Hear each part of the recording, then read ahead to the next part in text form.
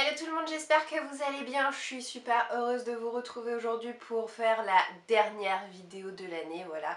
Juste après, on va passer en 2019. En tout cas, j'espère que vous avez passé un joyeux Noël et que vous avez bien profité de votre famille. Ça a été mon cas, ça a été mon tout premier Noël en tant que maman. Et croyez-moi, ça rajoute un petit je ne sais quoi de magie et je suis encore plus pressée d'être à l'année prochaine puisque au prochain Noël, Marius sera marché. Ce sera juste trop mignon de le voir comme ça. En tout cas aujourd'hui je compte bien vous présenter toutes mes acquisitions du mois de décembre, donc sans plus tarder je vais commencer par les services presse. Le premier livre que j'ai reçu que je peux vous montrer c'est Egomaniac, écrit par Vicky Land, qui m'a été envoyé par les éditions Hugo Roman. Donc dans cette nouvelle romance on va découvrir Emery qui est une psychologue spécialisée dans les thérapies de couple et elle va en fait trouver dans des bureaux en travaux un nouveau local où s'installer, sauf que ce qu'elle ignore c'est qu'elle va devoir partager son bureau avec Drew qui est lui avocat spécialisé dans les divorces. Donc ils vont devoir réussir à s'entendre tous les deux. Je suis vraiment pressée de lire ce livre parce que j'en ai vraiment entendu le plus grand bien. De la part des éditions Casterman, j'ai reçu le troisième et dernier tome de la trilogie Illuminae. Là encore c'est un beau bébé qui est aussi épais je pense que les deux tomes précédents. Je suis vraiment pressée d'avoir le fin mot de cette histoire de science-fiction parce que j'avais adoré la découverte que m'avait procuré le premier tome. Quant au second, ça avait été un énorme coup de cœur pour moi, donc j'espère que le coup de cœur sera réitéré en terminant cette trilogie. Par rapport à l'histoire, d'après mes souvenirs, puisque ma lecture du premier tome remonte quand même à pas mal de temps, mais donc ça se passe dans l'espace. On a une société qui va envahir une planète avec ses vaisseaux et il va y avoir quelques survivants qui vont réussir à s'échapper à l'aide d'un vaisseau spatial qui possède une intelligence artificielle qui est aux manettes. Et ça va être une espèce de course-poursuite comme ça dans l'espace, vraiment haletante. Et je pense que ce livre va être ma prochaine lecture ou peut-être celle d'après. Et de la part des éditions Michel Lafon, j'ai reçu les épreuves non corrigées du livre Un cœur pour deux, écrit par Shivon Plotza. C'est un livre qui sortira en librairie en date du 24 janvier et en fait ces épreuves non corrigées ont été distribuées lors du petit déjeuner organisé par la maison d'édition au salon de Montreuil, mais comme vous le savez je n'ai pas pu m'y rendre cette année puisque avec un petit bébé en bas âge c'est un petit peu compliqué de s'organiser. Et puis attendez, de mémoire je viens de me souvenir que le week-end où il y avait le salon de Montreuil, c'était également le week-end où était organisé l'arbre de Noël dans ma boîte. Donc voilà, niveau logistique c'était un petit peu compliqué à gérer. Quoi qu'il en soit, je suis heureuse d'avoir quand même les épreuves non corrigées en ma possession. On va suivre Marlo qui a 17 ans, qui a subi une transplantation cardiaque et qui se pose beaucoup de questions sur l'origine de son donneur et qui va essayer de retrouver sa famille. Alors comme vous le savez, chaque mois j'aime bien acheter à Marius un ou deux livres pour enrichir et garnir sa petite bibliothèque de bébé et même plus tard d'enfant. Du coup je lui achète des albums ou je lui achète des petits livres, alors qu'il ne peut pas lire ou découvrir avec mon aide tout de suite parce qu'il est tout simplement trop petit pour ça, mais voilà, je prévois pour l'avenir. Et alors en décembre j'ai jeté mon dévolu sur deux nouveaux livres. Le premier provient des éditions Usborne. J'ai déjà eu l'occasion de vous dire que c'est une maison d'édition qui m'intéresse énormément parce que je trouve leur catalogue pour les enfants extrêmement riche, extrêmement intéressant. Ils proposent des ouvrages de qualité. Celui-ci ne déroge pas à la règle, il était dans mon radar depuis un petit moment maintenant. Il s'agit de Coucou l'arbre. Alors c'est toute une collection de coucou quelque chose, hein, il en existe plein. Donc en fait c'est très ludique parce qu'on a des petits rabats à chaque fois à soulever. On a des jolies illustrations qui sont vraiment mignonnes comme tout et qui mettent vraiment en valeur le texte. D'ailleurs comme vous pouvez le voir, le texte, voilà, il est mis en forme d'une façon assez sympathique également. Je vais pas vous le feuilleter en entier, je pense que vous aurez compris le principe, mais voilà, je trouve que c'est un livre mignon comme tout pour les plus petits. J'ai également choisi un album pour Marius, alors que j'ai pas mis derrière moi tout simplement parce que les albums c'est un peu comme les BD, hein, ça ne rentre pas en hauteur par ici, donc je suis obligée de les stocker en bas avec les bandes dessinées par exemple. Donc j'ai pris L'ours qui jouait du piano de David Litchfield, sorti aux éditions Belin Jeunesse. C'est un très bel album. Alors là c'est pareil, hein, ce sera pour quand il sera vraiment un peu plus grand dans quelques années, parce que pour le coup on n'apprend rien de particulier, c'est vraiment une jolie histoire mise en valeur par de très belles illustrations, comme je vais vous en montrer certaines, voilà. Par exemple vous pouvez voir cette double page, et puis bon bah, je vais vous en montrer une dernière.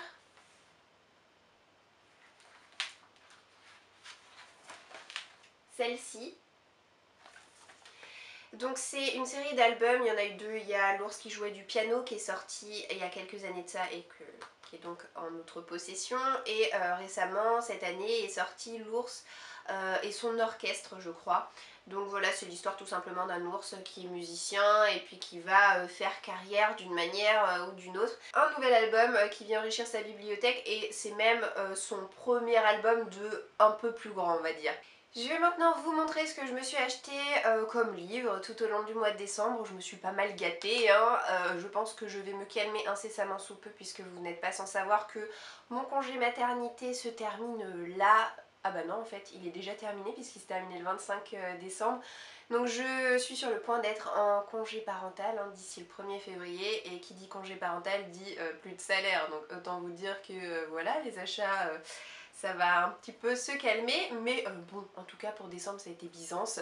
Je me suis pris le 11e tome de la série Princesse Sarah, écrit, dessiné, illustré par Alouette Moretti et Duclos. C'est une série de BD dont j'ai déjà eu l'occasion de vous parler maintes et maintes fois, je ne vais pas m'éterniser. C'est une libre adaptation du roman La Petite Princesse de Burnett, et je suis actuellement en train de relire les premiers tomes que j'avais découverts il y a quelques années de ça. Niveau roman, le premier que je me suis acheté, que je peux vous montrer, que du coup je lirai pas cette année parce que clairement le thème principal c'est Noël, et bon bah je me vois pas du tout lire ce livre alors que Noël est passé, mais je le lirai sans aucun doute en décembre de l'année prochaine. C'est le Noël aux ors de Tom Fletcher, sorti aux éditions Michel Lafon. Alors j'aurais pu l'avoir en partenariat au moment de sa sortie, je crois que c'était l'année dernière, mais à l'époque de sa sortie, il ne m'intéressait pas plus que ça, et puis j'avais laissé filer le livre. Sauf que au fil du temps, j'ai vu de jolis avis fleurir par rapport à cette histoire sur la blogo, et je dois dire que mon intérêt s'est un petit peu emballé sur les bords, tant et si bien que j'ai eu très envie de me le procurer, et voilà, c'est finalement ce que j'ai fait. C'est un livre clairement à destination des plus jeunes, il y a de nombreuses illustrations qui parsèment le récit. D'après ce que je sais de cette histoire qui ressemble à un véritable conte, on a notre héros qui s'appelle William, qui est un petit enfant qui a un souhait vraiment très prononcé pour Noël et qui espère de tout cœur qu'un miracle puisse se produire. Il rêve d'avoir comme cadeau de Noël un dinosaure.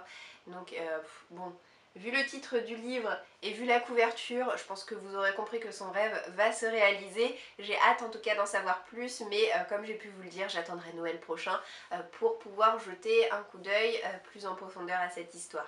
Commencer une nouvelle série, c'est une bonne idée, les poursuivre c'est encore une meilleure idée, mais les terminer c'est juste génial. J'ai réussi à terminer pas mal de séries en 2018, donc je suis assez contente de moi. En général je réussis pas à en terminer autant, mais voilà, pour me donner un petit coup de pouce, j'essaie de faire des achats un petit peu raisonnés pour m'aider justement à terminer ces fameuses séries en cours. C'est pourquoi je me suis acheté le 3e et dernier tome de la trilogie Rebelle du désert, écrit par Alwyn Hamilton et sorti aux éditions PKJ. Donc c'est un livre issu du registre fantasy qui est super intéressant dans le sens où la mythologie développée par l'auteur est imprégnée de mythes orientaux. On a notre héroïne qui s'appelle Amani, qui vivait jusqu'à présent dans un petit village en plein désert et qui n'aspirait qu'à une chose, de s'enfuir, parce qu'elle vivait jusqu'à présent sous le joug de son oncle qui était vraiment un homme pas commode. Et elle a participé à un concours de tir qu'elle a remporté, et avec le pactole elle a réussi à prendre la fuite, et chemin faisant elle a rencontré un homme qui lutte contre le sultan et qui a mené toute une rébellion sous ses ordres, et elle va tout simplement se joindre à lui. Le premier tome m'avait beaucoup plu, mais c'était sans commune mesure avec le tome 2 qui était juste génial, et j'attends de voir tout simplement ce que donnera ce dernier tome. Je me suis ensuite acheté Les 1000 visages de notre histoire, écrit par Jennifer Niven et sorti aux éditions Gallimard. Donc j'ai eu l'occasion de découvrir son autre publication cette année, à savoir Tous nos jours parfaits, qui n'a pas été un coup de cœur mais qui a été une lecture extrêmement poignante, extrêmement marquante, qui m'a amenée à réfléchir et à y repenser plusieurs jours après l'avoir terminé. J'étais donc fermement décidée à obtenir son nouveau récit. Donc Les 1000 visages de notre histoire parlent de grossophobie. On a une autre héroïne qui s'appelle Libby, qui avait été scolarisée jusqu'à présent à domicile, qui est obèse et qui va finalement s'inscrire au lycée, et on va également découvrir Jack, qui est lui aussi scolarisé dans ce fameux lycée, qui est rebelle, qui est mignon comme tout, mais qui cache un sombre secret. Je vous en dirai pas plus parce que j'ai essayé de ne lire aucune chronique par rapport à ce livre, mais j'ai cru comprendre qu'il avait été encore plus apprécié que le livre précédent de l'auteur. Ça me rend d'autant plus curieuse de le découvrir. Et ensuite on a entendu énormément parler de ce livre et je voulais pas être en reste, donc je me suis procuré Nevermore, donc le premier tome, Les défis de Morrigan Crow. C'est écrit par Jessica Townsend et ça a été publié par les éditions PKJ. Donc c'est un livre qui a eu un énorme succès outre-Atlantique et qui chez nous globalement a beaucoup plu, même s'il y a des avis assez tranchés, hein. Il y a ceux qui ont détesté et ceux qui ont adoré. J'ose espérer me retrouver dans la deuxième case, on verra bien lorsque je me déciderai à découvrir ce livre pour la jeunesse. On va donc faire la rencontre de notre héroïne qui est Morrigan et qui a été maudite dès sa naissance puisqu'il a été stipulé qu'elle devait mourir le jour de ses 11 ans. Donc le jour J, avant minuit, sa famille lui a organisé une espèce de fête de mort et Morrigan s'attend à devoir mourir d'un instant à l'autre jusqu'à ce que, in extremis, sauvé par le gong, un homme déboule de nulle part et l'emmène avec lui dans Nevermore, qui est un monde parallèle au sien, où elle va vivre une vie très étrange. L'avant-dernier roman que j'ai décidé de m'acheter au mois de décembre, c'est le premier tome d'une série qui s'appelle Sherlock, Lupin et moi. C'est écrit par Irène Adler et c'est sorti aux éditions Albin Michel. J'avais beaucoup entendu parler de cette série sans oser franchir le pas. À chaque fois que j'allais sur des salons, que ce soit le salon du livre de Paris ou à Montreuil, je tombais sur des volumes de cette série sans oser la commencer, et puis je sais pas, récemment j'ai eu un déclic et je me suis dit bon allez, je vais pas risquer grand chose quand même en m'achetant le premier tome, donc voilà, c'est chose faite. Donc en fait c'est un récit qui part sur un postulat assez original puisque on découvre Sherlock et Lupin qui sont amis. Donc pour rappel, Sherlock c'est le personnage inventé par Arthur Conan Doyle. Quant à Lupin, c'est le héros de Maurice Leblanc. Donc voilà, ce sont des personnages qui ont été inventés par deux auteurs différents et que Irène Adler a décidé de réunir le temps d'une série. Je le découvrirai avec plaisir lorsque j'en aurai l'occasion. Et alors je vous le disais lorsque je vous parlais du troisième et dernier tome de la trilogie Rebelle du désert que c'était bien de finir ces séries, c'est aussi la raison qui m'a poussée à m'acheter le cinquième et dernier tome de la série Meg Corbin, écrit par Anne Bishop et sorti en poche aux éditions Milady.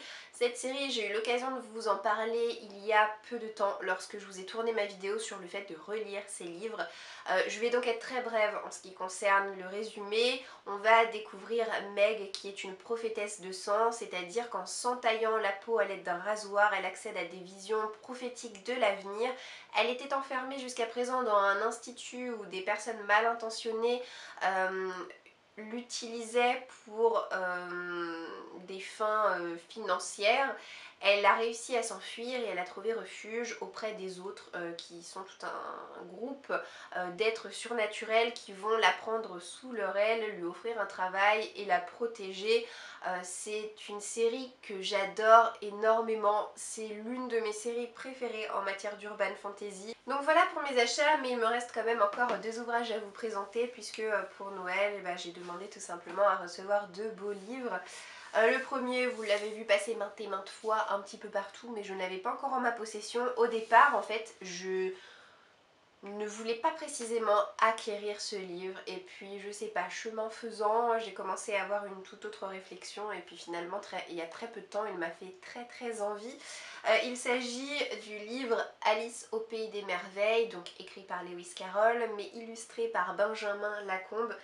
C'est sorti aux éditions Soleil dans leur collection Métamorphose. L'objet livre voilà, est de toute beauté, que ce soit la couverture ou l'intérieur, c'est une merveille. Bon franchement vous le connaissez presque tous donc je vais pas vous faire l'affront de vous le présenter plus que ça, mais voilà, il y a des illustrations absolument magnifiques. Personnellement j'ai jamais eu la curiosité de le feuilleter avant de l'avoir en ma possession, donc j'ai vraiment eu la sensation de le découvrir lorsqu'on me l'a offert pour Noël, donc je l'ai eu de la part de mes parents. La seule chose que je reproche, c'est que voilà, alors là typiquement je tombe dessus, c'est qu'on a des pages comme ça, où il y a des illustrations auxquelles on peut accéder. Bon, je vais le faire pour celle-ci. Ah ouais, en plus de ça, c'est celle sur laquelle j'étais déjà tombée et qui a été un peu déchirée, du coup je suis vraiment dégoûtée, donc non, je vais pas le faire. Mais bon, vous voyez, il y a des illustrations comme ça, où pour pouvoir la voir, il faut soulever cette page qui va donc être comme ça et comme ça. Et j'aime pas du tout ce principe-là parce que ça fragilise le livre et en fait c'est comme un poster et au niveau du haut là du livre, ça a tendance à se déchirer un petit peu si on n'ouvre pas en méga grand le livre. Donc voilà, j'aime pas trop ce principe, je trouve que c'est un petit peu trop fragile à mon goût, mais il n'empêche que les illustrations sont juste sublimes, donc je suis vraiment heureuse d'avoir ce magnifique objet en ma possession. Quant à l'autre livre, c'est une bande dessinée, c'est Billy Brouillard, écrit par Guillaume Bianco, donc j'ai demandé à avoir le premier tome, là aussi c'est sorti dans la collection Métamorphose. Le premier tome s'appelle Le don de trouble vue, et c'est une bande dessinée qui a pour originalité d'être en noir et blanc. Bon, alors je dis ça, je tombe sur une page où il y a un tout petit peu de couleur, mais globalement les planches sont en noir et blanc. Alors, il suffit que je dise ça pour qu'il y ait à nouveau de la couleur. Voilà, en général on a ce genre d'illustration. Alors c'est pareil, c'est une bande dessinée qui est sortie il y a une éternité. Au début elle ne me tentait pas parce que soyons clairs, moi quand je lis des BD, j'adore les dessins du type Princesse Sarah. Parce que c'est gai, c'est coloré, c'est mignon comme tout. Là clairement c'est des petits traits comme ça crayonnés, tout juste esquissés. Et le noir et blanc c'est pas trop mon truc, sauf dans les mangas à la limite, mais du coup voilà, pour toutes ces raisons j'ai été très longue avant de vouloir me procurer ce livre, cette BD, mais j'en ai entendu tellement de bien, et puis c'est un humour qui a l'air d'être tellement particulier, un peu en mode humour noir vous savez, que je me suis dit faut que je teste. Faut que je teste, je suis pas obligée de tous me les acheter ou tous me les faire offrir, mais en tout cas j'avais très envie d'avoir au moins le premier volume pour me faire mon idée, et faut quand même dire ce qui est, c'est quand même un bel objet livre. Et voilà, ça y est, j'ai fini de vous montrer tous ces livres qui ont rejoint ma bibliothèque ce mois-ci, donc il y en a quand même eu pas mal. J'espère que cette vidéo vous aura plu, j'espère que je vous ai peut-être donné quelques idées de lecture, hein, on ne sait jamais. Et qu'est-ce que je peux vous souhaiter? Je peux vous souhaiter de passer une excellente fin d'année et puis on se retrouve en 2019, fidèle au poste. Je vous souhaite de passer une très belle journée et je vous dis à bientôt dans une prochaine vidéo. Ciao ciao!